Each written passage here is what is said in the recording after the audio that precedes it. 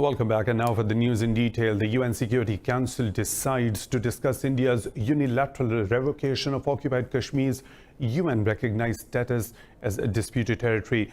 This comes after Pakistan's Foreign Minister Shah Mahmood Qureshi wrote a letter to the UNSC calling for an emergency meeting over the issue.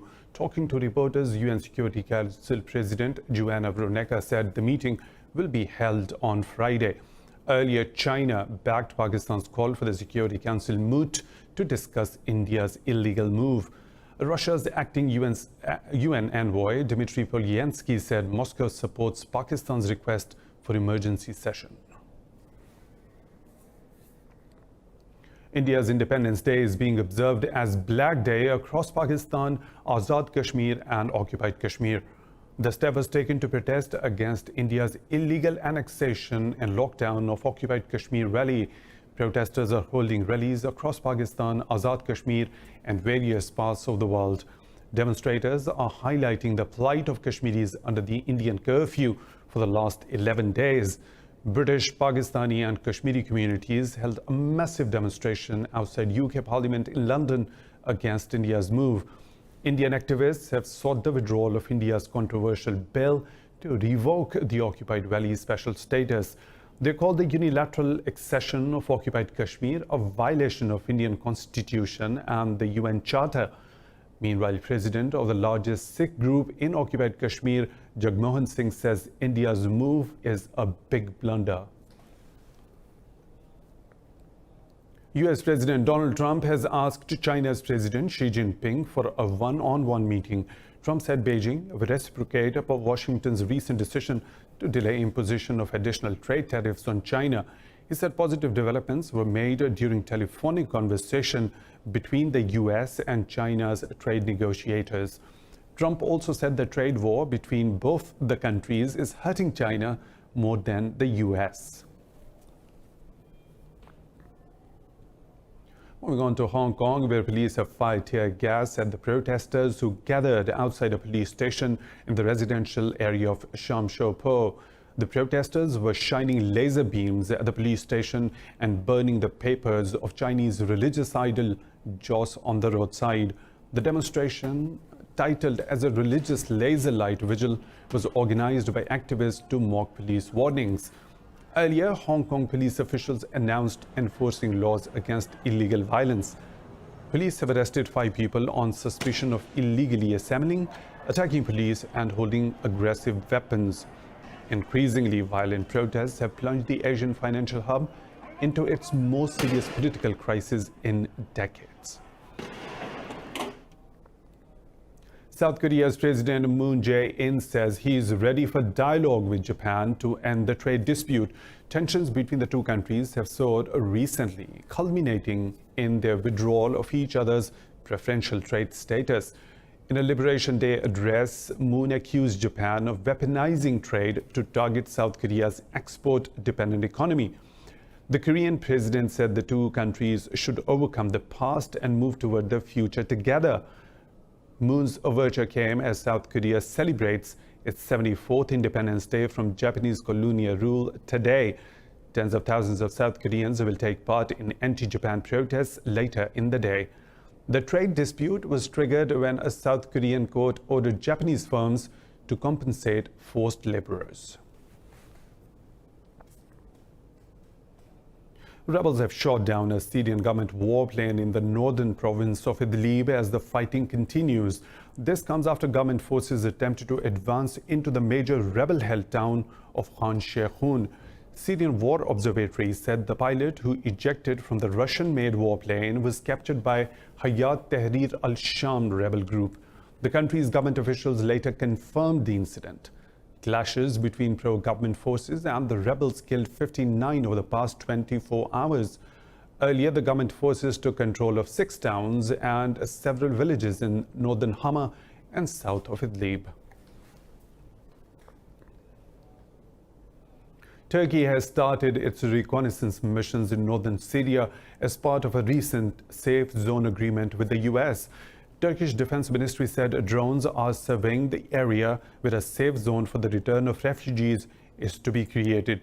Ankara said efforts are underway to set up a joint operations center in the country's southeastern province of Sanliurfa. The statement has not yet provided further information on the drone's operations. The US and Turkey reached an agreement on August the 7th over Ankara's security concerns along its southern border. A Norwegian government delegation has arrived in Venezuela to restart talks between opposition and the government. Opposition leader Juan Guaido said no specific date and time has yet been planned for the negotiations. Talks to resolve the country's political crisis were halted last week after President Nicolas Maduro's allies pulled out. Maduro also refused a scheduled round of talks in Barbados to protest the opposition's support for new US sanctions against his government. The Norway-backed talks began in May following a failed uprising against Maduro, but have not yet yielded any official results.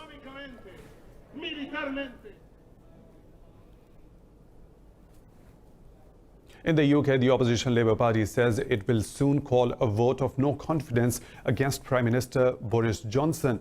If successful, Labour leader Jeremy Corbyn plans to lead a caretaker government that would delay Brexit and call a snap election.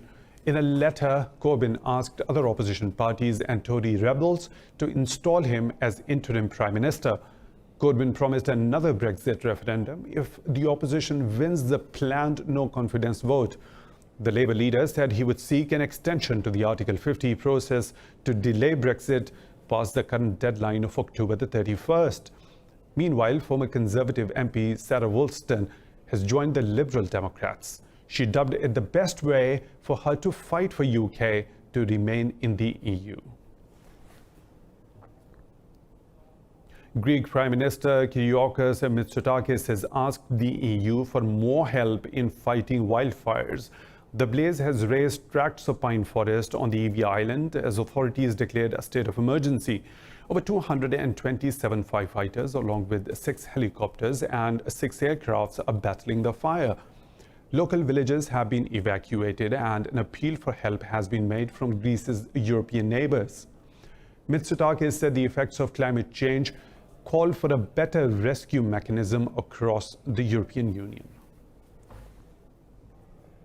We know that wildfires will be with us. They will be part of our, as they've always been, but they've been more part of our daily life as climate change is taking its toll on southern Europe, and that is why it is imperative at the European level to strengthen the rescue mechanism in order to have more coordination at the European level to fight incidents like the one we had in Greece.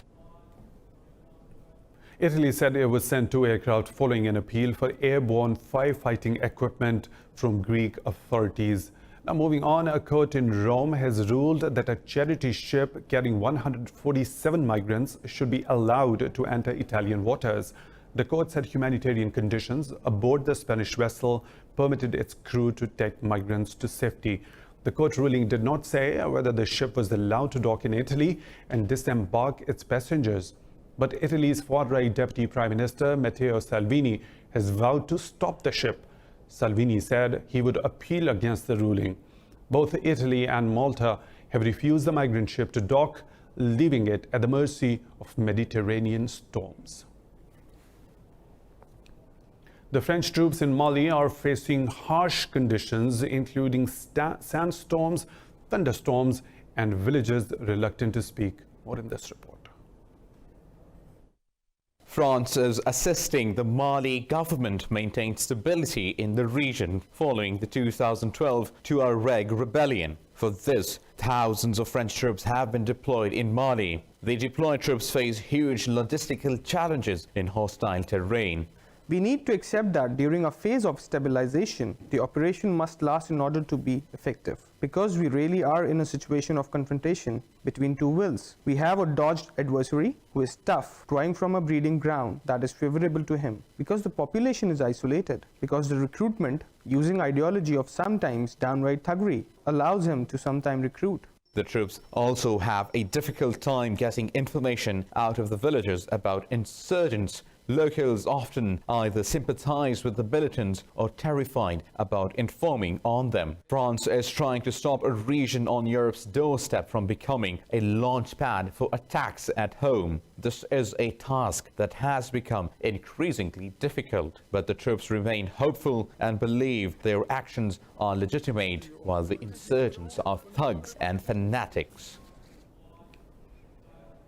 A coalition of 13 U.S. states have sued President Donald Trump's administration over new immigration rule. The legislation would drastically reduce legal immigration by denying visas to poor migrants. The rule, unveiled on Monday and to take effect from October the 15th, expands the definition of a public charge. It allows denials to visa applications who fail to meet income requirements or who receive public assistance.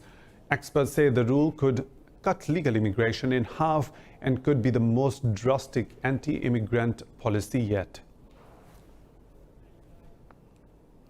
In Argentina, President Mauricio Macri has announced salary hikes and tax cuts to help ease the economy. The move comes after Macri's shock primary election defeat to his main leftist rival. President Macri says he will cut income taxes for workers and boost subsidies for social services after the 2 days of economic turmoil. He also announced the freezing of gasoline prices for 90 days as part of his plan to reduce the financial crisis impact. Macri said these measures will bring relief to 17 million workers and their families. The meltdown of Argentina's currency, stocks and bonds has sent shockwaves through emerging markets. Moving on to India, where the monsoon death toll has risen to 270 people. 105 people have been killed and 50 are missing in Kerala alone. 2 weeks of heavy monsoon rains have left 1 million people displaced and thousands of homes destroyed across 6 states. The Kerala, Karnataka, Maharashtra and Gujarat states are among the hardest hit by floods. Heavy rainfall triggered dozens of landslides in Kerala. Nearly 0.2 million people are still living in relief camps. More heavy rainfall is expected in the next 2 days in parts of Karnataka, Maharashtra and Gujarat.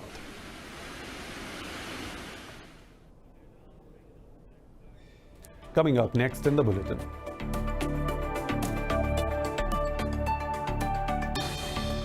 Rooftop farming is taking off in the Big Apple.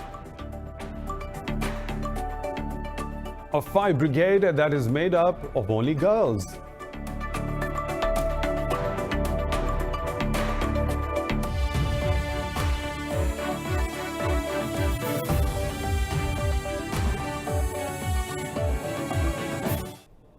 Welcome back. Environmental activist Greta Thunberg has set sail from Britain to attend a UN climate summit in New York and Chile. The voyage will take about a fortnight to complete. 16-year-old Thunberg has been offered a lift on a solar-powered racing yacht along with her father and a filmmaker to document the voyage. Aboard the yacht, she made a speech ahead of a departure from Plymouth. Thunberg says people's mindsets are changing slowly regarding the climate crisis. Earlier, the teenager refused to travel by air because of its environmental impact. Her school strikes have inspired children across the world to protest against world leaders' failure to tackle global warming. Bill Gates is known the world over as a billionaire, successful entrepreneur and philanthropist. In China, he also holds the title of the people's old friend for his various contributions and collaborative efforts. More in this report. Bill Gates first went to China in 1994 to prepare for the release of Windows 95's Chinese version. Since then, he became a frequent visitor, expanding his involvement to philanthropic causes. My first exposure to China was through my work at Microsoft. And Microsoft has an amazing group of employees in China doing incredible research. We've got a group in Beijing, a group in Shanghai that are amongst the best in the world. Bill Gates left Microsoft in 2008 to co-chair the Bill and Melinda Gates Foundation. The charity organization signed a memorandum of understanding with the China Internet Development Foundation in 2015. The Microsoft founder says he has seen the massive changes taking place in China firsthand. Here we were talking to a woman who was taking her TB medicine. In the case of TB, China has reduced TB more than any other country over these last 15 years since we've been working together. And so that's a very successful project. Gates says he is impressed with the Chinese government's goal to completely eradicate poverty in the country. He was given the title of Old Friend of the Chinese People by State Councillor and Foreign Minister Wang Yi in November 2018. Gates says he continues to look for more areas of cooperation with the Chinese. A 400-year-old temple in Kyoto, Japan is attempting to hotwire interest in Buddhism with a robotic priest. Japan has developed a robot which can store knowledge of the present and the past in a bid to revolutionize Buddhism. Here are the details. We've seen technology drastically change the scope of our lives, but can we use it to harness how we view societal wisdom? The android Canon, based on the Buddhist deity of mercy, preaches sermons at Koteiji Temple in Kyoto. Its human colleagues say with artificial intelligence, it could one day acquire unlimited wisdom. With religion's influence on daily life flatlining in Japan, Goto hopes Koteiji's robot priest will be able to reach younger generations in a new way. For over 2,000 years, Buddha has been depicted sitting, standing, or lying down. But this has hardly changed over time. I thought this might be the time to have a Buddha which can speak and move. The adult-sized robot began service earlier this year and is able to move its torso, arms, and head. Pious Droid delivers sermons from the Heart Sutras in Japanese, with translations in English and Chinese projected onto a screen for foreign visitors. A recent Osaka University survey showed a wide range of responses, with many expressing surprise at how human it looked. The fundamental difference is that us, the monks, we will die one day. This robot will never die. It will just keep updating itself and evolving. This is all its charm. This robot has been developed at the cost of almost $1 million, a joint venture by the Zen Temple and the Robotics Department of Osaka University. The priests believe Mindar can help people overcome pain, but expect that its contribution will go a long way. In the future, I hope that Mindar will assimilate even more data and evolve to become a master capable of listening and solving everyone's questions. Mindar is here as a modern spin on tradition to address the problems of contemporary life. Quite a unique combination of technology and religion. Now moving on, rooftop farming is taking off in the Big Apple. This is thanks to the efforts of a company named Brooklyn Grange, which has 3 rooftop farms in the city. The newest one lies on the top of an 8-story building spanning 55,000 square feet out of a 140,000 square feet rooftop. See how they do it in this report. Brooklyn Grange made its debut in 2010 with a rooftop farm in Long Island. The concept was meant to maximize locally grown produce and put rainwater that would be wasted to good use. The purpose of the farm is to grow as much food as we can. It's to manage millions of gallons of stormwater, to create an example of what we can do with our ecosystem to continue to make our cities as livable as possible going into the future. Their latest farm is sandwiched between views of the Statue of Liberty and the Empire State Building in Sunset Park. The farm grows a wide variety of vegetables, including tomatoes, leafy greens, peppers, and eggplants. This is 140,000 square feet, and it's our largest farm so far. It's our 3rd farm that we've done in about 10 years. And we have about 1.5 acres, about 60,000 square feet of outdoor growing area. We have a 5,000 square foot greenhouse, and we're also building a large event space. New York City officials say rooftop farming and other green practices could save the city government $2.4 billion in over 20 years. Brooklyn Grange co-founder Ben Flanner says he hopes the trend will take off in other cities as well. A trainee volunteer fire brigade in a southern Polish village, Misa Odrianskie, is made up of only girls. This is not uncommon in the village where no boy has been born in almost a decade. This report has the details. It was during a regional competition for young volunteer firefighters when local media noticed something unusual about Miesta Odrianskie. The village team only comprised of girls. The reason being, no boy has been born in the village since 2010. We normally do rescue operations, putting out fires, helping out with various accidents. If there are storms, we also try to help.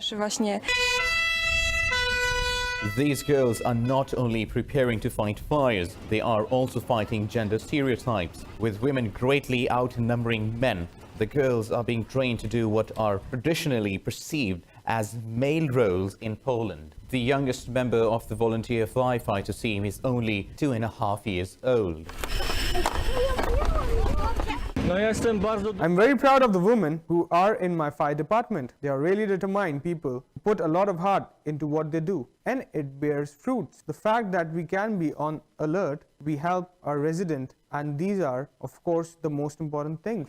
The shortage of boys is so acute that the mayor has offered a cash reward for the first family to produce a son. Most girls on the teams aren't bothered by the absence of boys. They say their priority is to get a new fire engine.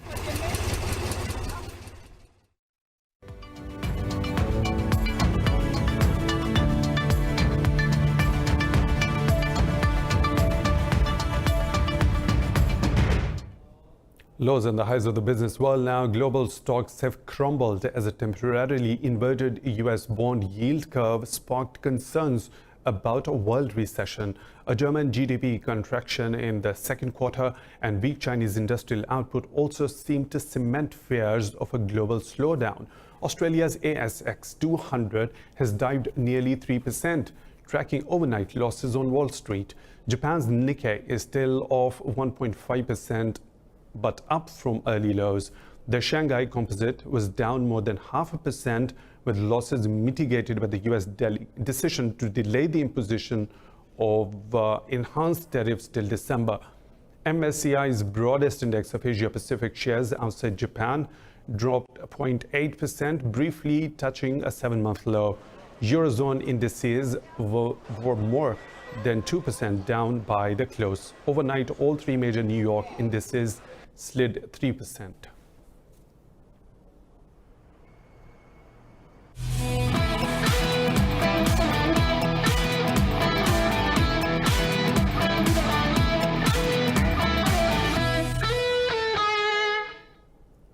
In football, Liverpool have won the UEFA Super Cup after beating fellow Premier League side Chelsea on penalties in a seesaw battle in Istanbul. Chelsea took the lead in the first half through French striker Olivier Giroud. Liverpool forward Sadio Mane equalized in the second half. He put up the Reds ahead in extra time, but Chelsea hit back through midfielder Jorginho. In the ensuing penalty shootout, goalkeeper Adrian blocked the final Chelsea attempt to win the title for Liverpool. Liverpool manager Jurgen Klopp was ecstatic over the victory. That's it. How's that? We can play, we will play better football, but for tonight it was only about winning, and we did that. We found again a way to win the game, and that's big. That's really big. It feels incredibly big, and I'm really happy about that. Liverpool has won UEFA Super Cup title for the 4th time. Now moving on, South Africa's double Olympic champion Caster Semenya says other women in the sport never supported her. Semenya has been locked in a battle over her testosterone levels with athletics authorities. The South African athlete will not be able to defend her 800-meter title in Doha in September. This comes after a Swiss court overruled a temporary suspension on the controversial testosterone curbing rules. I think it comes more into the international stage where you see your own rivals. They come with this, what can I call it? This rude, responses in terms of me, competing against them, which for me is not a big deal.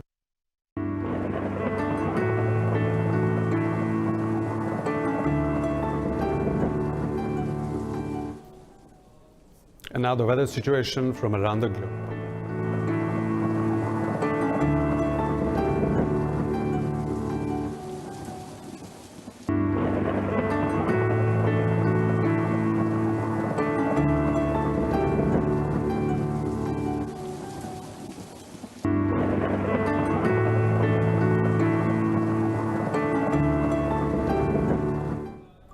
That's all for now. For further updates, stay tuned to Indus News.